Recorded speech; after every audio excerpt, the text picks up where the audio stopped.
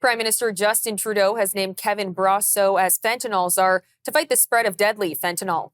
The Prime Minister's office says Brosseau's demonstrated expertise tackling drug trafficking, organized crime networks, and other national security threats will bring great value to the position.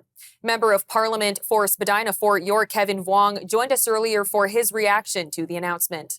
The first consideration, especially if the Trump administration doesn't believe that the Canadian government has taken the issue of fentanyl seriously, appointing somebody who up until December was the Deputy National Security Intelligence Advisor to this government does not help to address that concern, because this is a person that was part of this administration in turning a blind eye to this issue. That first and foremost is bad for Canadians.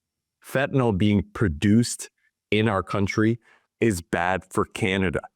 Its use and spread throughout our country to further addictions, but also add to the toxicity of the opioid crisis is bad for Canadians.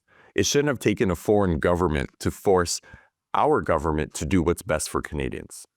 So not only is this going to, I think, not make things any better with regards to the Trump administration, I think this is simply window dressing for a domestic audience. And that's the thing that I'm probably most worried about, is that we have a government and a party that is looking to poke the bear because it actually helps to reverse how they're doing in the polls. There is, I think rightfully so, a rally around the flag. We're living in unprecedented times right now where our closest ally and friend, their current government, is making attacks on Canada in a way that we've never dealt with. I haven't in my lifetime.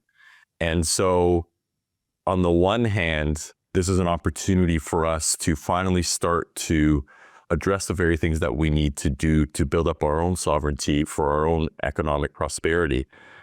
But I don't think that is the overriding motivation for the Trudeau government and whoever will lead the Liberals after March 9th. I think they see this as an opportunity to shift the enemy, if you will, and also shift their political fortunes as a result.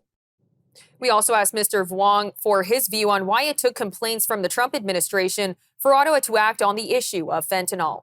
People like myself and others in the House of Commons have been raising this. The fact that our border is leaking like a sieve. The fact that there have been whistleblowers from CBSA who have raised concerns about the integrity of that agency and the border more broadly. But the government has always turned a blind eye to it. And it unfortunately needed a foreign government, remove who it is for a moment. And let's just center on the fact that it took a non-Canadian government to get ours to pay attention to an issue that is killing our people. And so it is rich for the Liberal government and their supporters to now turn around and call us treasonous for daring to raise an issue that, for the record, I've been raising for a long time now, but also the fact that somehow we are the ones betraying Canada when our priority has always been the safety of Canadians and our country.